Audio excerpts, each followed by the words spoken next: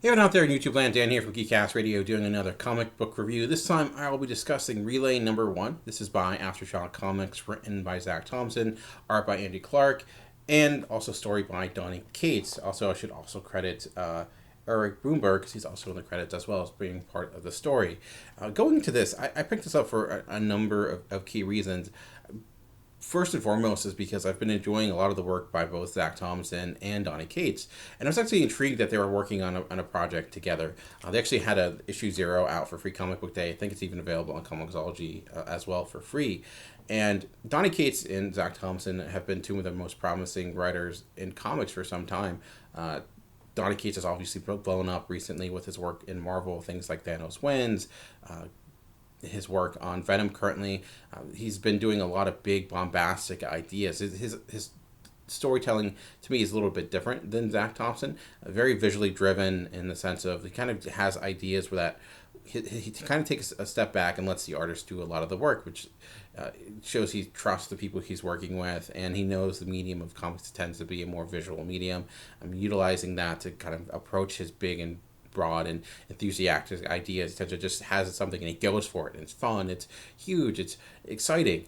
Zack Thompson does things like that as well, but with books like Her Infernal Descent, I feel like his approach is a little bit more literary, where I can enjoy his books with almost not even looking at the images on the screen or on the page. I just read the words. I can get just nearly as much out of it. That's not saying it's overly verbose or he doesn't use art in an effective manner. It's just two different approaches to comic storytelling, and I was excited to see how would those two different approaches work in a comic. Donny Cates is obviously just the story behind this. He's not writing the detailed scripts, but to me, it's like taking someone like Steven Spielberg and Stanley Kubrick, as they're very two masters of their craft, but they approach their craft in a different manner. So when you put those two together, what is the end result? We actually saw that with AI, artificial intelligence, which I think is a highly underrated movie, and that deals with science fiction. Also, I think, if I'm not mistaken, a book on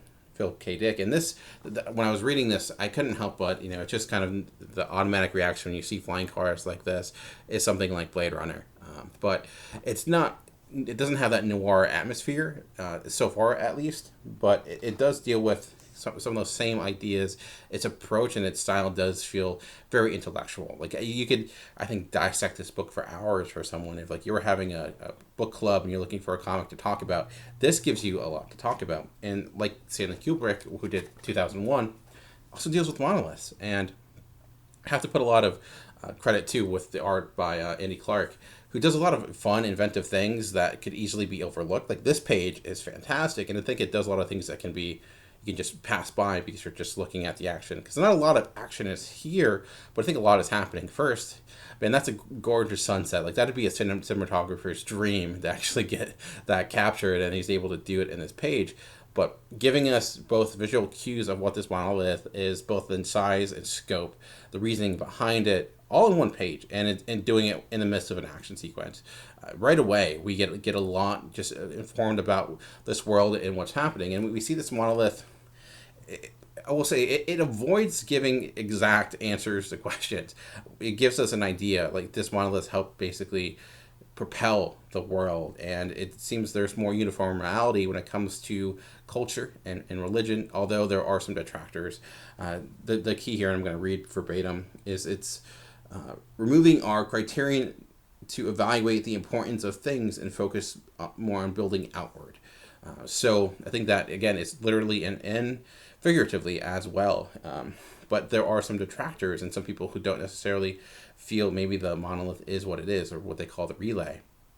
And how messages, I think that is referring to how messages may relay from person to person, time to time, and distort. There's a lot of allegorical implications with this, with something like kind of the rise of Christianity in the early century, how you would have these people kind of going from civilization, passing down these stories and these beliefs based upon a person that they didn't really know, or it's information that they didn't hear directly. And there's the key here is this Donaldson, who is this figure that was there 300 years ago. He's responsible for bringing that monolith to Earth, but his image is forbidden. reasons why some people they're still looking for him. Some people doubt he ever existed because they haven't actually been able to see him. So I thought that's an interesting approach, because how does a new religion pop up in the future when you have technology that will make it much more difficult? When hearsay, the response to that always is, well, where's the video? Finding a way to still be able to expand upon a new religion, I think that was actually kind of fascinating.